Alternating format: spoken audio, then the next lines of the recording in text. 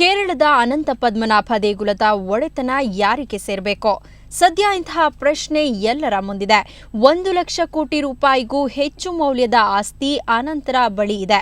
ಇದೇ ಒಡೆತನಕ್ಕೆ ಸಂಬಂಧಿಸಿದಂತೆ ಇವತ್ತು ಸುಪ್ರೀಂ ಕೋರ್ಟ್ನಲ್ಲಿ ವಿಚಾರಣೆ ನಡೆಯಲಿದೆ. ಸೊ ಎಲ್ಲರ ಚಿತ್ತ ಈಗ ಸುಪ್ರೀಂನತ್ತ ನೆಟ್ಟಿದೆ.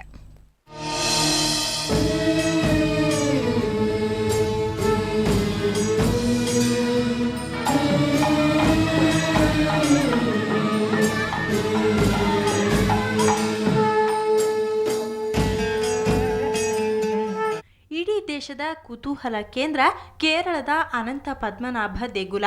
1 ಲಕ್ಷ ಕೋಟಿ ರೂಪಾಯಿ ಮೌಲ್ಯದ ಚಿನ್ನಾಭರಣ ಪತ್ತೆಯಾಗುವ ಮೂಲಕ ವಿಶ್ವಾದ್ಯಂತ ಸುದ್ದಿ ಮಾಡಿರೋ ಅನಂತ ದೇಗುಲ ಒಡೆತನ ಕುರಿತ ವಿಚಾರಣೆ ಇವತ್ತು ಸುಪ್ರೀಂ ಕೋರ್ಟ್ನಲ್ಲಿ ನಡೆಯಲಿದೆ.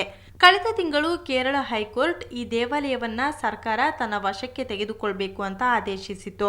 ಆದರೆ ಹೈಕೋರ್ಟ್ ತೀರ್ಪು ಪ್ರಶ್ನಿಸಿ ದೇವಾಲಯದ ಉಸ್ತುವಾರಿ ನೋಡಿಕೊಳ್ಳುವ ರಾಜಮನೆತನದವರು ಸರ್ವೋಚ್ಚ ನ್ಯಾಯಾಲಯಕ್ಕೆ ಮೇಲ್ಮನವಿ ಸಲ್ಲಿಸಿದ್ರು.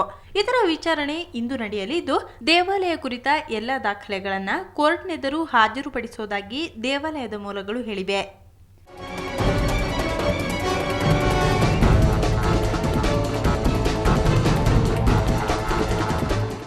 ಈ ನಡುವೆ ದೇವಾಲಯದ ನೆಲಮಾಳಿಗೆಯ ಇತರ ಕೋಣೆಗಳಲ್ಲಿರುವ ಸಂಪತ್ತಿನ ಶೋಧ ಶುಕ್ರವಾರ ಪುನರಾರಂಭಗೊಳ್ಳಲಿದೆ. ನೆಲಮಾಳಿಗೆಯಲ್ಲಿನ ಇನ್ನೂ ಕೆಲ ಕೋಣೆಗಳಲ್ಲಿ ಸಂಪತ್ತು ಇರುವ ಗುಮಾನಿ ಇದ್ದು ಸದ್ಯಕ್ಕೆ ಪರಿಶೀಲನೆ ಸ್ಥಗಿತಗೊಂಡಿದೆ. ಶೋಧ ಕಾರ್ಯ ಮುಂದುವರಿಸಲು ಪೂರ್ವ ಸಿದ್ಧತೆಗಳು ಇನ್ನೂ ಪೂರ್ಣಗೊಂಡಿಲ್ಲ. ಪೂರ್ವ ಸಿದ್ಧತೆ ಪೂರ್ಣಗೊಂಡ ಬಳಿಕ ಶುಕ್ರವಾರದ ವೇಳೆಗೆ ಮತ್ತೆ ಶೋಧ ಆರಂಭವಾಗಲಿದೆ. ಇನ್ನೊಂದೆಡೆ ದೇವಾಲಯದ ಒಡೆತನದ ಕುರಿತು ಸುಪ್ರೀಂ ಕೋರ್ಟ್ ನೀಡುವ ಆದೇಶಕ್ಕೆ ಬದ್ಧರಾಗಿರುವುದಾಗಿ ಕೇರಳ ಸರ್ಕಾರ ತಿಳಿಸಿದೆ. ಒಟ್ನಲ್ಲಿ ಅನಂತ ಪದ್ಮನಾಭ ದೇಗುಲ ಸದ್ಯ ಸುದ್ದಿ ಮೇಲೆ ಸುದ್ದಿ ಆಗ್ತಾನೇ ಇದೆ. ಬ್ಯೂರೋ ರಿಪೋರ್ಟ್, ಸುವರ್ಣ ನ್ಯೂಸ್ 24/7.